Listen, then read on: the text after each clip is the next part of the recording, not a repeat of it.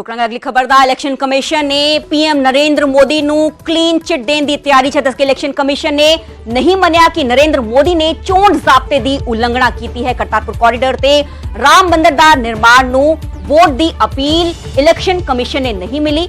Sources सवाल तो खबर का जिक्र कर इस विचारे चोण कमिशन जल्द ही भेज सकता है शिकायतकर्ता वकील नूं इस बाबत जवाब। दस दे कि धर्म के आधार ते वोट मंगे जाण दी शिकायत की गई थी इलैक्शन कमिशन दे वालों ते यूपी के पीलीभीत रैली के दौरान पीएम मोदी ने जिक्र किया कि करतारपुर कोरीडोर ते राम मंदिर निर्माण का जिक्र उन्होंने वालों किया गया सीगा। सूत्रों मुताबिक चोण कमिशन का मनना है कि प्रधानमंत्री मोदी अपने सरकार दी प्राप्तियां का जिक्र कर रहे सन। उन्होंने बयान नाल किसी भी तरह की कुड़तन नूं बढ़ावा नहीं मिलता। ते चोण कमिशन दी पीएम मोदी नूं क्लीन चिट देने की तैयारी। सोर्सेस वाल तो बड़ी खबर का जिक्र करें कि चोण कमिशन यानी कि इलेक्शन कमिशन ऑफ इंडिया ने नहीं मनिया है कि पीएम मोदी ने चोण ज़ाब्ते दी उल्लंघना की है। इस विचाले सोर्सेस वाल तो खबर है कि चोण कमिशन जल्द ही शिकायतकर्ता वकील नूं इस बाबत जवाब भी भेज सकता है। बिना मेरे सहयोगी सुशील पांडे फोन लाइन पे मौजूद ने। सुशील, इलेक्शन कमीशन पीएम मोदी को क्लीन चिट देने की तैयारी में, और क्या कुछ जानकारी इस बाबत? जी देखिए, साफ तौर से चुनाव आयोग की तरफ से जो जानकारी मिली है उस जानकारी के मुताबिक चुनाव आयोग ने ये माना है कि प्रधानमंत्री नरेंद्र मोदी ने चुनावी भाषण के दौरान ऐसा कोई भी बयान नहीं दिया है जो मॉडल कोड ऑफ कंडक्ट का वायलेशन माना जाए। हालांकि चुनाव आयोग के सूत्रों से जो जानकारी मिली है उस जानकारी के मुताबिक कि प्रधानमंत्री नरेंद्र मोदी ने राम मंदिर और करतार सिंह कॉरिडोर को लेकर जो बयान दिया उस बयान में उन्होंने अपने सरकार की उपलब्धियों का जिक्र किया है और ये फिलहाल मॉडल कोड ऑफ कंडक्ट का वायलेशन नहीं माना जा सकता। हालांकि जो वकील हैं उनको इसका जवाब जल्द ही चुनाव आयोग भेजने की तैयारी में है, क्योंकि साफ तौर पर चुनाव आयोग में वकील के द्वारा शिकायत की गई थी कि फिलहाल ये जिस तरह का बयान प्रधानमंत्री नरेंद्र मोदी अपनी राजनीतिक रैलियों के दौरान दे रहे हैं वो मॉडल कोड ऑफ कंडक्ट का वायलेशन है। और इसके बाद उसी वकील ने दिल्ली हाईकोर्ट का भी दरवाजा खटखटाया था। हालांकि चुनाव आयोग की तरफ से जो जानकारी मिली है उस जानकारी के मुताबिक प्रधानमंत्री को क्लीन चिट देने पर विचार किया जा रहा है और चुनाव आयोग ने यह माना है कि प्रधानमंत्री नरेंद्र मोदी ने ऐसा कोई बयान नहीं दिया है जिसको फिलहाल मॉडल कोड ऑफ कंडक्ट के वायलेशन के दायरे में रखा जाए। और यही आधार है कि चुनाव आयोग ने प्रधानमंत्री नरेंद्र मोदी को राजनीतिक रैलियों में जो फिलहाल राम मंदिर और करतार सिंह कॉरिडोर को लेकर जिस तरह की बयानबाजी की गई और राजनीतिक पार्टियों पर उन्होंने निशाना साधा, ये फिलहाल अपनी सरकार की उपलब्धियों को गिनाने का एक तरीका था, न कि मॉडल कोड ऑफ कंडक्ट का वायलेशन था। जी जी जी, बहुत बहुत शुक्रिया सुशील, हमें तमाम जानकारी देने। यूपी च अपने गढ़ च फिर तो नितरन दी तैयारी च ने राहुल परिवार। दस के अमेठी तो चोण लड़ सकते ने राहुल गांधी, रायबरेली तो प्रियंका गांधी दे चोण लड़न दियां अटकलां ने क्यास राइलां ते कल वायनाड वोटिंग तो बाद कांग्रेस दे वल्लों इस बाबत ऐलान किया जा सकता है। दस के केरल दे वायनाड तो चोण लड़ रहे ने राहुल गांधी ते कल वोटां पैनियां ने। इस विचाले जो पूरियां वोटां ने लोकसभा चोणां कल सैकेंड फेज दी वोटिंग होण जा रही है ते केरल च भी वोटिंग होएगी। इस विचाले केरल च कल वोटिंग होनी। अमेठी अते रायबरेली दोहां सीटां ते कल तो नामजदगियां शुरू हो जाणगियां ते वोटिंग तो बाद दस दे कि कांग्रेस दे वल्लों ऐलान किया जा सकता है। हालांकि क्यास रहियां लगाईयां जा रही ने कि जो अमेठी सीट है उथों रॉबर्ट वाड्रा नूं चोण मैदान च उतारिया जा सकता है।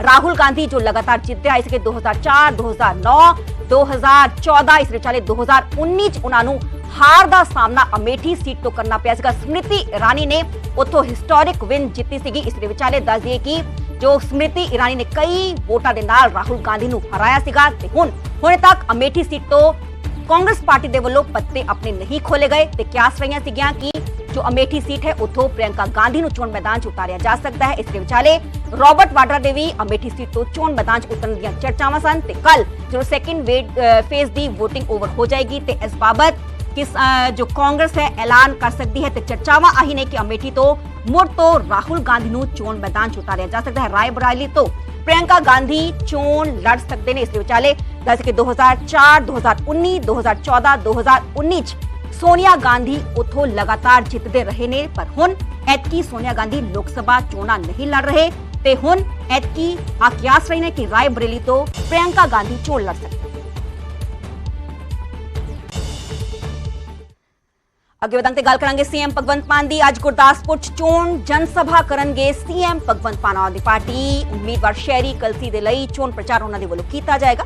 ਸ਼ਾਮ ਨੂੰ ਅੰਮ੍ਰਿਤਸਰ ਚ ਰੋਡ ਸ਼ੋਅ ਕਰਨਗੇ ਸੀਐਮ ਭਗਵੰਤ ਮਾਨ ਤੇ ਅੰਮ੍ਰਿਤਸਰ ਚ ਕੁਲਦੀਪ ਸਿੰਘ ਧਾਲੀਵਾਲ ਦੇ ਲਈ ਵੋਟਾਂ ਉਹਨਾਂ ਦੇ ਵੱਲੋਂ ਮੰਗੀਆਂ ਜਾਣਗੀਆਂ ਤੇ ਇਸ ਦੇ ਵਿਚਾਲੇ ਫਰੰਟ ਫੁੱਟ ਤੇ ਸੀਐਮ ਭਗਵੰਤ ਮਾਨ ਨਜ਼ਰ ਆ ਰਹੇ ਨੇ ਤੇ ਇਸ ਵਿਚਾਲੇ ਕਹਿੰਦੇ ਨਜ਼ਰ ਆਉਂਦੇ ਨੇ ਕਿ 13 ਦੀਆਂ 13 ਸੀਟਾਂ ਆਮ ਆਦਮੀ ਪਾਰਟੀ ਦੇ ਵੱਲੋਂ ਜਿੱਤੀਆਂ ਜਾਣਗੀਆਂ ਤੇ ਲਗਾਤਾਰ action mode CM Bhagwant Mann ਨਜ਼ਰ ਆ ਰਹੇ ਨੇ ਤੇ ਅੱਜ ਆਮ ਆਦਮੀ ਪਾਰਟੀ ਉਮੀਦਵਾਰ ਸ਼ਹਿਰੀ ਕਲਸੀ ਦੇ ਲਈ ਚੋਣ ਪ੍ਰਚਾਰ ਕਰਨਗੇ। ਗੁਰਦਾਸਪੁਰ ਸੀਟ ਤੋਂ ਉਹਨਾਂ ਨੂੰ ਚੋਣ ਮੈਦਾਨ 'ਚ ਉਤਾਰਿਆ ਗਿਆ ਹੈ। ਦੱਸ ਕੇ ਮੌਜੂਦਾ ਸਮੇਂ 'ਚ ਬਟਾਲਾ ਤੋਂ ਵਿਧਾਇਕ ਨੇ ਅਮਨਸ਼ੇਰ ਸਿੰਘ ਸ਼ਹਿਰੀ ਕਲਸੀ ਤੇ ਇਸ ਵਿਚਾਲੇ ਜਨ ਸਭਾ ਨੂੰ ਸੰਬੋਧਨ ਕਰਨਗੇ ਸੀਐਮ ਭਗਵੰਤ ਮਾਨ ਤੇ ਸ਼ਾਮ ਨੂੰ ਅੰਮ੍ਰਿਤਸਰ 'ਚ ਰੋਡ ਸ਼ੋਅ ਕਰਨਗੇ।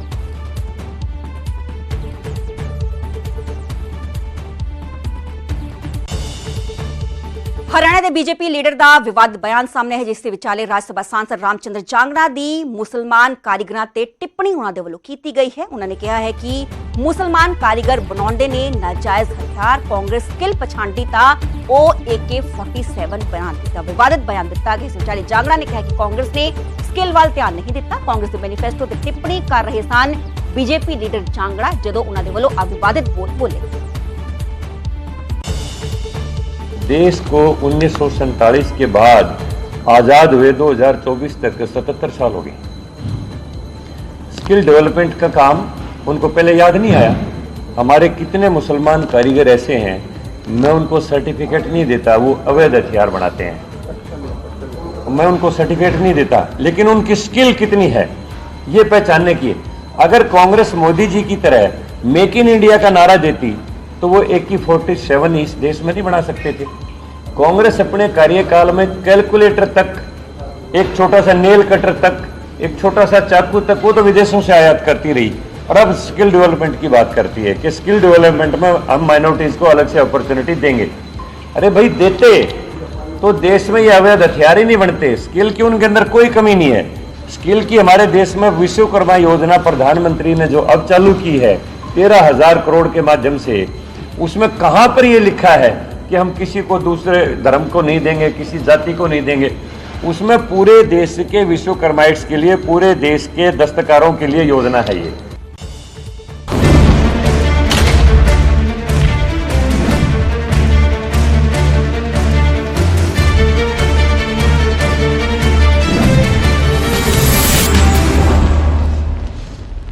सामने आया है जिथे कि कणक दियां बोरियां फूस भर के ट्रेन च लोडिंग की गई। विचाले 50 किलो दियां बोरियां 15 तो 20 किलो कणक पा के जो बोरियां दी लोडिंग की गई सी। लेबर ने पर्दाफाश किया है कि पनग्रेन इंस्पैक्टर नूं मौके ते पहुंच के जो है अनलोडिंग करवाई गई। कणक दियां बोरियां नूं मोड़ ट्रेन तो बाहर कढवाया ते घट वजन वालियां बोरियां दियां अनलोडिंग की गई।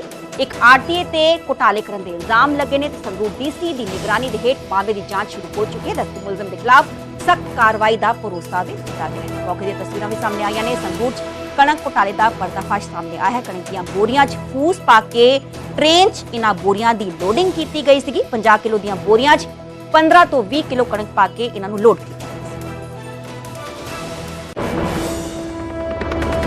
एक ही कर देनी था राड पसा लेने पिछला स्टाफ आ ਉਹਨੂੰ ਪੂਰਾ ਕਰਦਾ ਨਹੀਂ। 10-10 ਬੰਦੇ ਇਹ ਵਿੱਚ ਚੜਾਉਂਦੇ ਨੇ ਗੱਡੀ ਦੇ। ਇਹ ਰਲ ਮਿਲ ਕੇ ਰਲੀ ਮਿਲੀ ਭੁਗਤ ਹੋ ਰਹੀ ਹੈ, ਨਹੀਂ ਆ ਨਹੀਂ ਸਕਦਾ। ਅਸੀਂ ਇਹਨਾਂ ਨੂੰ ਕਹਿੰਦੇ ਵੀ ਸਿੱਧੀਆਂ ਸਵਾਲਾਂ ਨਾ ਭਰਾਓ, ਗੰਦ ਆਉਂਦਾ, ਸਾਡੀ ਕੋਈ ਸੁਣਵਾਈ ਨਹੀਂ ਕਰਦਾ। ਅੱਜ ਜਦੋਂ ਅਸੀਂ ਪੱਤਰਕਾਰ ਬੁਲਾ ਕੇ ਉਰੇ ਇਹ ਫੜੇ ਨੇ, ਪਹਿਲੀ ਵੀ ਸਵਾਲ ਅਸੀਂ ਰੋਕੀ ਸੀ, ਇਹਨਾਂ ਨੇ ਕੋਈ ਸੁਣਵਾਈ ਨਹੀਂ ਕਰੀ। ਉਰੇ 4 ਟਰੱਕ ਆਏ ਸੀਗੇ ਫੂਸ ਦੇ ਵਿੱਚ, ਫੂਸ ਭਰਿਆ ਸੀਗਾ ਵਿੱਚ। ਸਾਨੂੰ ਪਤਾ ਲੱਗਿਆ ਵੀ ਉਰੇ ਫੂਸ ਭਰਿਆ ਸੀਗਾ ਤਾਂ ਅਸੀਂ 4 ਦੇ 4 ਟਰੱਕ ਸਾਰੇ ਵਾਪਸ ਭੇਜੇ ਵੀ ਅਸੀਂ ਉਰੇ ਨਹੀਂ ਭਰਨਾ ਹੈਗਾ ਟਰੱਕ। ਪਨਗਰੇਨ ਦੀ ਏਜੰਸੀ ਤੋਂ ਆਏ ਸੀ, ਪਨਗਰੇਨ ਦੀ ਸਪੈਸ਼ਲ। ਨਹੀਂ ਸਪੈਸ਼ਲ ਲੱਗੀ ਆ ਤੇ ਕਿੰਨੇ ਟਰੱਕ ਦੇ ਵਿੱਚ ਜਾਣੇ ਨੇ, ਕਿੱਥੇ ਜਾਣੇ ਨੇ, ਕੀ ਹੋ ਸਾਰਾ ਜੀ? ਇਹ 'ਚ 260 ਦੇ ਕਰੀਬ ਪੈਂਦਾ ਟਰੱਕ। ਛੋਟਾ ਲੋਡ ਹੈ, ਕਪੈਸਿਟੀ ਆਉਂਦੀ, ਕਪੈਸਿਟੀ ਦੇ ਹਿਸਾਬ ਨਾਲ ਪੈਂਦਾ। ਵੱਡਾ ਲੋਡ ਆਵੇ ਉਹਦੀ ਅਲੱਗ ਕਪੈਸਿਟੀ ਹੁੰਦੀ, ਛੋਟੇ ਦੀ ਅਲੱਗ ਕਪੈਸਿਟੀ ਹੁੰਦੀ। ਕਿੰਨੀ ਆਉਂਦੀ ਹੈ ਟ੍ਰੇਨ ਦੇ ਵਿੱਚ? 260 ਟਰੱਕ ਆਉਂਦੇ ਨੇ DFS। ਇੰਸਪੈਕਟਰ ਸਾਹਿਬ ਜੀ, ਮੰਨ ਲਓ ਕਿ ਮਾਲ ਤੁਹਾਨੂੰ ਨਾ ਇਨਫੋਰਮੇਸ਼ਨ ਮਿਲਦੀ, ਮਾਲ ਤਾਂ ਫਿਰ ਐਂ ਚਲੇ ਜਾਂਦਾ, ਲੋਕਾਂ ਦੀ ਸਿਹਤ ਨਾਲ ਖਿਲਵਾੜ ਨਹੀਂ ਸੀ? ਅਸੀਂ ਵੀ ਤਾਂ ਨਾਲ ਹੀ ਖੜੇ ਹਾਂ ਜੀ। ਅਸੀਂ ਆਪ ਦੇਖ ਰਹੇ ਹਾਂ, ਜਦੋਂ ਸਾਨੂੰ ਪਤਾ ਵੀ ਗਲਤ ਮਾਲ ਅਸੀਂ ਤਈਓ ਨਾਲ ਦੇ ਨਾਲ ਭੇਜਿਆ। ਅਸੀਂ ਲੋਕਾਂ ਦੀ ਆੜਤੀ ਤੇ ਕੀ ਐਕਸ਼ਨ ਹੋਵੇਗਾ? ਆੜਤੀ ਦੇ ਸਾਡੇ DM ਸਾਹਿਬ ਕਰਨਗੇ। ਅਸੀਂ ਮੈਨੇਜਰ ਸਾਹਿਬ ਸਾਡੇ DM ਸਾਹਿਬ ਨੂੰ ਲਿਖ ਕੇ ਦੇਣਗੇ। DM ਸਾਹਿਬ DFS